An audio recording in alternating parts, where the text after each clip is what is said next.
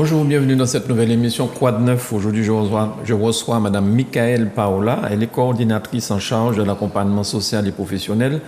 Elle fait partie de InSolidium. Bonjour Madame, merci d'avoir accepté notre invitation. Bonjour, merci de m'avoir invité. Mais c'est un grand plaisir de vous avoir avec nous sur le plateau. InSolidium, déjà expliquer aux téléspectateurs de Zouk TV ce que ça veut dire. Alors InSolidium, c'est un concept. Oui. Ensemble, on est plus fort, travailler ensemble, tout simplement.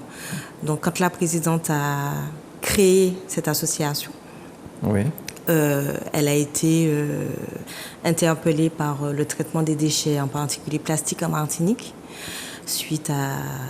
Il y a eu de nombreuses grèves et les bacs restaient très longtemps à son niveau et elle trouvait ça déplorable. Et lors de ces voyages, elle a rencontré un designer qui travaillait le plastique, donc qui est notre déchet phare, donc le plastique PET, polyéthylène, pardon. D'accord. Et donc elle s'est dit pourquoi ne pas essayer ici. Comment elle s'appelle la présidente pour avoir une si bonne idée que les gens le sachent? Manuela Toussé. Manuela Toussé, d'accord. Oui.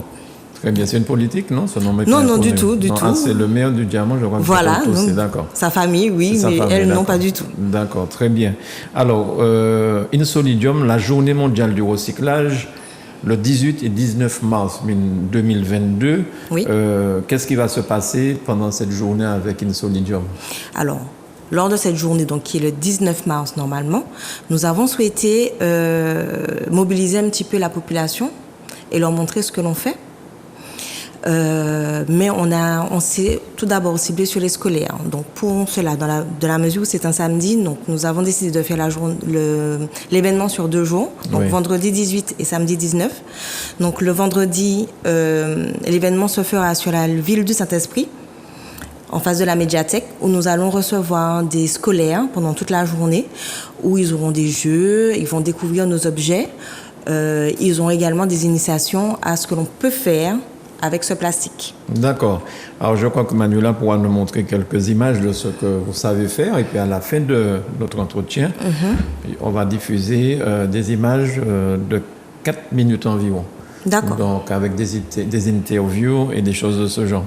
Donc le principe, c'est récupérer des bouteilles de plastique, on ne va pas donner de nom de marque de bouteilles, mais Alors ce sont des bouteilles qui ont à la base contenu des boissons gazeuses. D'accord. Voilà. L'eau plate, ça passe pas? L'eau plate, ça peut passer, on peut le surcycler, il n'y a pas de souci. Mais pour le moment, nous n'avons pas encore d'objets qui utilisent ces bouteilles-là. Ces bouteilles-là, d'accord. Et ces objets que vous fabriquez, qui sont très jolis, hein, d'après les images que je vois là, ce sont des objets que vous vendez, comment ça se passe? Que nous vendons lors de nos déplacements, quand nous sommes invités dans des hypermarchés, ça peut être dans des foires. Nous avons également une boutique en ligne. D'accord. Sur le site, on ne fait pas vraiment de vente parce que ça reste un atelier. D'accord. Mais on invite tout le monde à aller voir la boutique en ligne. Alors, je vois que vous êtes une association de loi 1901, vous êtes basé au Saint-Esprit. Oui. Puisque c'est là qu'il y aura d'ailleurs la manifestation, face à la médiathèque du Saint-Esprit. Et votre spécificité, c'est d'aller recycler, design et réinsertion professionnelle. Vous avez 12 salariés en insertion. Voilà, donc l'association InSolidium porte un chantier d'insertion qui s'appelle Art Plastique. D'accord. Et dans ce chantier d'insertion, nous avons 12 salariés, demandeurs d'emploi de longue durée ou autres, qui apprennent le métier de valoriste. Pour le moment, valoriste en plastique parce que c'est notre produit, c'est notre déchet phare. Mais nous avons l'habitude de prendre des autres déchets et d'essayer de les travailler avec le plastique pour faire du bimatière, voire plus. Donc ces 12 salariés apprennent ce métier. Il fallait qu'ils aient déjà une connaissance dans... Pas du tout. Il faut juste être manuel, tout simplement, et puis de ne pas être allergique au fait de rester assise toute une journée parce que c'est très manuel et toute la journée, ce sont les mains qui travaillent, sauf quand nous sommes à l'extérieur. Donc c'est tout. Et puis après, il faut avoir beaucoup d'imagination parce que tous nos objets ont été créés ou voire améliorés par nos salariés. D'accord. Alors, c'est pas moi qui ai créé quoi que ce soit, ce sont vraiment nos salariés, justement, nous les félicitons tous les jours. Tout ce que l'on a ont été créés par eux, imaginés par eux. Tous les objets que la designer qui, au départ, nous a montré cette méthode tout ce qu'elle a pu nous apprendre, tous les objets ont été améliorés par nos salariés. Alors, est-ce que ces objets sont améliorés? Je vois les dessins ou des choses de ce genre. Est-ce que c'est fait par l'informatique? Non, à la main. Uniquement manuel? Oui, qu'à la main. D'accord, la découpe, les couleurs, tout ça. Alors, nous n'utilisons pas de peinture, pas de solvant pour le moment. Nous cherchons une solution non chimique pour pouvoir un petit peu plus colorer, parce que le plastique c'est un peu c'est transparent, bleu ou vert. C'est pas vraiment c'est pas coloré. C'est très rare justement, et on fait un appel durant ces 2 journées où on demande à la population de nous ramener les bouteilles de couleur. Je ne vais pas faire de publicité, mais on a vraiment de mal à se fournir dans ces... Dites-nous pour que ce soit bien clair, alors, les bouteilles de couleur. Les bouteilles de couleur, donc sans faire de pub, donc San Pellegrino, Badois, on a beaucoup de mal à en avoir. D'accord. Voilà. Oui, et parce ça que les gens relève savent pas, un en peu. fait, hein, ils jettent. Voilà, ils jettent, ou ils mettent dans la bande de tri, mais on ne peut pas récupérer les bouteilles qui sont dans les bandes de tri qu'on a au niveau des épées à marcher, parce qu'elles sont compactées et on ne peut pas les travailler. Bien sûr. Voilà. Donc, il faut que chacun puisse éventuellement... Est-ce que vous êtes en mesure de venir récupérer? Oui, je fais, donc ils m'appellent, on prend rendez-vous, ou bien je vais chez eux pour récupérer. On a l'habitude de le faire, donc on récupère nos bouteilles soit par les industriels, les professionnels ou les particuliers à port volontaire ou collecte. D'accord. Cette association existe depuis combien de temps? Alors, l'association existe depuis début 2019 et l'ACI existe, donc l'atelier chantier d'insertion existe depuis novembre 2019. D'accord. Voilà. Et vous avez 12 personnes, 12 salariés en insertion. Est-ce que vous avez un chiffre d'affaires intéressant pour... Alors, nous avons véritablement commencé à vendre fin 2020, parce que ça prend du temps. La recherche et développement, ça prend beaucoup de temps. Et quand on s'est dit qu'on était prêt, qu'on avait une gamme assez intéressante, donc on a commencé en décembre 2020 au niveau de Génipa, où on a été accueillis avec beaucoup d'éloges. Et ça ne vous a pas surpris? Les modèles sont très jolis, vous avez vu? En fait, ça fait toujours plaisir de voir que ça fait plaisir aux autres. Nous, on trouve que c'est joli, mais quand d'autres vous disent oui, c'est magnifique ce que vous faites, c'est autre chose. D'accord. Voilà. Donc vous étiez au niveau de Génipa, vous disiez, et vous avez eu des demandes, des ventes? Oui, ça a commencé doucement. Et là, ça va un petit peu mieux depuis fin 2021. D'accord. Voilà. Vous avez besoin d'embaucher d'autres personnes? Alors, les salariés changent normalement tous les 24 mois, voire moins. Ça dépend du projet professionnel de chacun. Donc, dans l'ACI, elles apprennent un métier, mais je les accompagne également dans leurs projets socio-professionnels. Donc, tous les aspects de la vie, en particulier tout ce qui est formation, recherche d'emploi, confiance en soi, parce que bien souvent, c'est ce qui les empêche un peu d'avancer. Donc, j'agis sur tout cet aspect-là avec elles. Je dis elles parce que c'est pas fait exprès. Il y a beaucoup de femmes? Oui. C'est vraiment pas... Voilà. Donc, on a eu 2 hommes qui ne sont pas restés. Après... Ils ont eu peur des 10 femmes? Il faudrait leur poser la question. Mais je ne pense pas. C'est vraiment le poste qui ne les intéressait pas. Voilà. Mais nous sommes également ouverts aux hommes sans souci. Au contraire, ça nous ferait plaisir d'avoir des hommes dans l'atelier pour changer un peu. D'accord. Donc, il n'y a que des dames pour l'instant, les 2 salariés. Voilà. D'accord. Elles sont très jolies, les dessins, les produits que j'ai vus là, dans les images. Merci. Et tout à l'heure, on verra à la fin de l'interview d'autres choses. Quel est l'objectif de l'association aujourd'hui? Parce que vous parlez du social, vous faites beaucoup de social apparemment aussi. En dehors de ça, vous vous occupez de social? En dehors de l'activité? De l'activité, de cette activité-là. Est-ce que vous avez une autre activité? Non, moi non. Donc vous êtes à fond? Voilà. D'accord. Et faire du social pour ces gens-là, ça vous prend même pas mal de temps? Ah oui, c'est pratiquement 50% de mon temps. Le reste, c'est vraiment tout ce qui est administratif et financier de l'association. Mais c'est vraiment je suis de formation conseillère en insertion. D'accord. Et c'est difficile d'obtenir des choses dans le social, des gens qui ont peut-être besoin de logement ou des gens qui ont des enfants? Ça peut être long. Ça peut être long. Oui, ce sont des accompagnements qui peuvent être très très longs. Et des fois, les administrations ont du mal à comprendre la réalité du terrain. En fait, vous faites un travail d'assistante sociale, grosso modo. Oui, je fais tout. Voilà. Sauf que je n'ai pas... je ne vais pas le faire, je suis obligée de demander à une assistante sociale de de relancer. En fait, je fais un appui dans toute leur démarche. Voilà. D'accord. Voilà.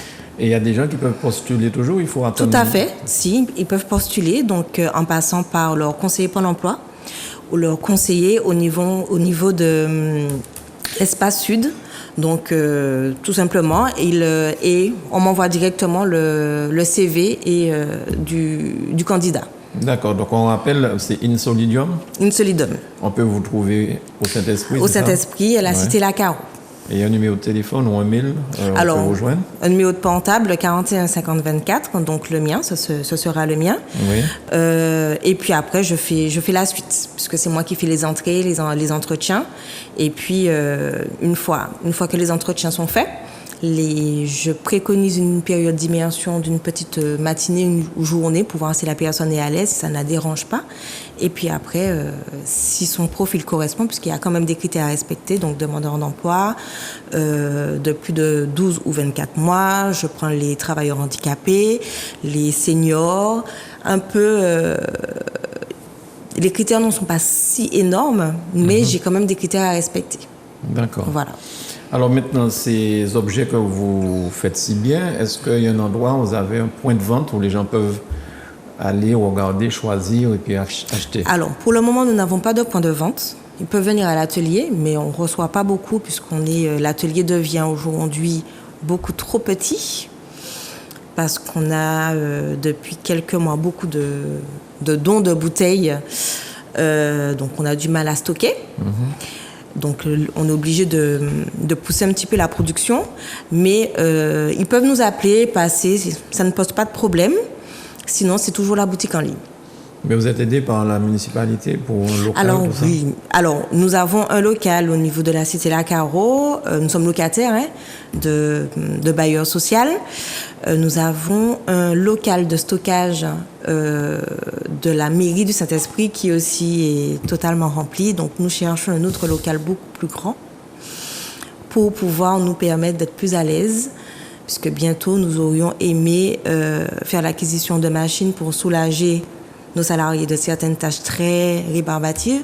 Par exemple, quelles sont ces tâches-là? Couper les bouteilles, tout ça? Couper... alors, vous n'allez pas voir cet objet parmi les objets que vous avez eus. Vous n'avez pas donc, c'est l'un de nos objets qui prend le plus de temps à faire. Donc, au départ, nous sommes partis sur un objet qui faisait 16 heures. Il fallait être à 2. Voilà. Pour le confectionner, il fallait 16 heures. Voilà. D'accord. Et 16 heures et, si je ne me trompe pas, 18 bouteilles. D'accord. Donc, c'est un luminaire ananas. On l'appelle le luminaire ananas 3D. Donc, il faut couper toutes les écailles en double, les monter. Donc là, ça prend beaucoup de temps. On a réussi à réduire le temps de confection. C'est un travail de précision, ça? Totalement. Ah oui, c'est tout à fait. Vous avez réduit le temps à... C'est-à-dire qu'on a travaillé avec un designer qui nous a aidé à trouver, comment vous dire, une autre façon de découper. Parce que c'est ça aussi, il faut trouver comment découper dans la bouteille, parce qu'il faut garder la ligne naturelle de la bouteille pour pouvoir mieux la travailler, pour que l'objet derrière soit quand même joli. D'accord. Eh bien, dis donc, félicitations. Restez à la fin de l'entretien, on va vous passer un petit film de 4 minutes. N'hésitez pas. C'est vraiment joli. J'ai vu une partie déjà dans la partie technique. Madame Paola Michael, qui est coordinatrice en charge de l'accompagnement social et professionnel. Donc, la journée mondiale du recyclage, ce sera le 18 et 19. Vous m'avez expliqué que le 18, c'est pour les écoles? Oui, alors, les écoles et les passants. On n'est pas fermé. Mais les écoles du Saint-Esprit? Les écoles du Saint-Esprit. Non, les écoles du Saint-Esprit pour le moment. D'accord. Et puis le samedi, nous serons au centre commercial Place d'Armes, qui pour cet événement a été d'accord pour travailler avec nous. Donc nous allons également faire des jeux. Les personnes verront. Oui. Et puis ils vont également découvrir nos objets et autres pour l'événement. Donc nous avons créé un objet volumineux pour l'événement. Est-ce que les enfants, puisque vous parlez d'école, ça peut être des enfants, est-ce qu'ils sont attirés par ça? Est-ce que vous avez des enfants qui ont envie de vous rejoindre, même si vous ne pouvez pas les embaucher, bien sûr, oui. Mais ça peut leur donner l'envie créative? Alors, pour la petite anecdote, il m'arrive avec la situation sanitaire. Bien souvent, il n'y a pas classe, la maîtresse ne peut pas. Il m'arrive d'avoir ma fille avec moi et je suis obligée d'aller travailler. Oui. Eh bien, j'ai été très étonnée de voir qu'elle est fascinée par ça et elle aime. Donc, ça l'amuse de venir. Oui, ma maman, mais je veux faire ci. Est-ce que je peux faire ça? Est-ce que tu peux demander à l'une des filles de me montrer comment je peux découper? Donc, elle a quel âge? Elle a 5 ans. 5 ans? 5 ans. Et elle est très contente quand elle arrive de participer à tout. Donc, pour pouvoir l'occuper un petit peu. Donc, bon, ben, tu vas nettoyer ça aujourd'hui, tu mets tes gants. Elle le fait sans souci. Après, il faut essuyer les bouteilles avec tel produit. Est-ce que tu veux? Je vais essayer de faire ça. Comment je peux faire pour découper? Elle est très, très, très intéressée. On a commencé les ateliers avec des enfants il y a quelques mois. Le dernier, c'était hier. Oui, les enfants sont très heureux et ils hallucinent quand ils voient ce que l'on peut faire avec un déchet. Tout simplement. Ce serait intéressant que les professeurs, les maîtresses, les maîtres puissent venir voir votre atelier pour éventuellement, il y a des cours. Alors, nous faisons des ateliers ouverts au public, aux salariés, sans souci. Oui. D'accord. Oui.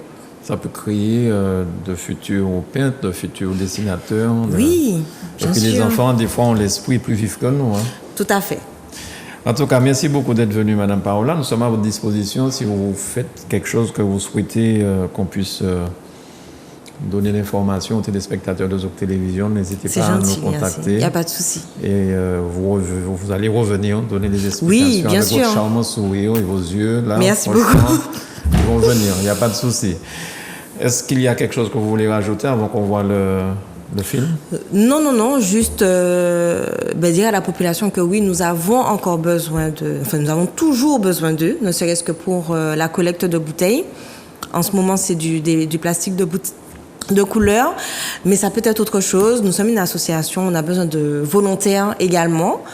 Oui, on a besoin de monde, ils peuvent venir adhérer à l'association sans souci. Nous sommes ouverts et nous prenons encore des candidats. Merci beaucoup, Madame Michaëlle Paolo, d'être venue à Zouk Télévision. Vous êtes la coordinatrice en charge de l'accompagnement social professionnel à Insolidium qui se trouve au Saint-Esprit. Oui, à la Carreau. Très bien, merci bien. On voit le film maintenant et puis à très vite sur Zouk Télévision. Ok. Merci, Madame.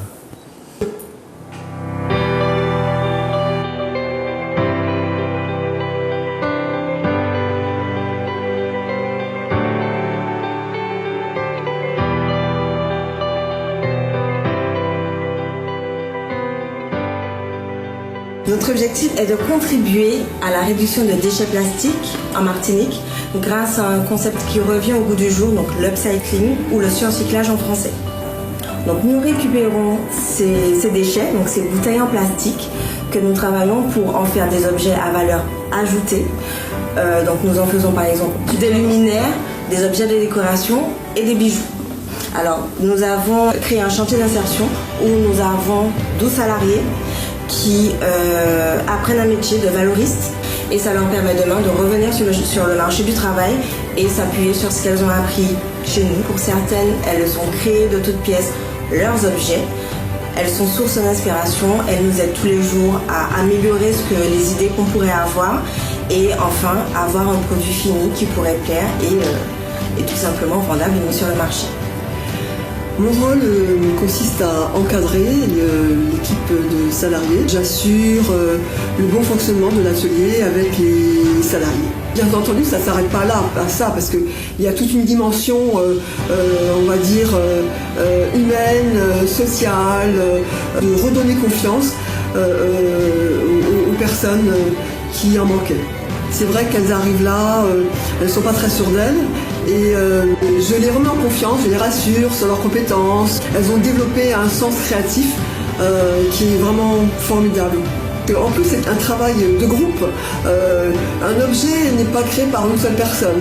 Il y a quelqu'un qui peut avoir l'idée, ensuite quelqu'un qui peut avoir la compétence pour le fabriquer, et puis quelqu'un qui peut ajouter des idées qui peuvent tirer encore plus l'objet par le haut, et au final on a un objet magnifique qui est très éloigné d'une simple bouteille plastique. Au départ, nous avons été formés par une designer brésilienne qui nous a appris la base du travail sur le plastique. Et après son départ, nous avons volé nos propres ailes. Et nous sommes encore épaulés par des designers locaux qui nous aident dans la finition des objets qui parfois nous posent problème. On souhaite faire des objets qui soient vraiment d'un haut niveau de finition et le résultat est là. Moi, à mon niveau, ce que j'apporte, c'est des détails de conception, de structure, de résistance, ou ma boîte à outils d'expérience avec d'autres matériaux qui n'ont rien à voir, mais qui peuvent servir également dans le plastique. C'est la recherche-développement qu'on fait en fait.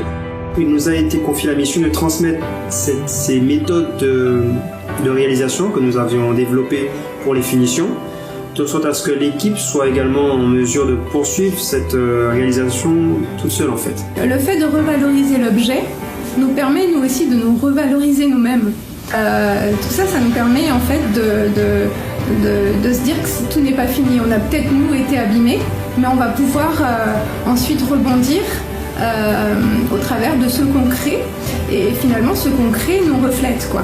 Et c'est pour ça que j'adhère beaucoup au fait de surcycler, puisque on passe de quelque chose qui était qualitativement au plus bas, cet objet soit de qualité, soit utile, soit beau, soit décoratif, et rentre à nouveau dans un cycle vertueux.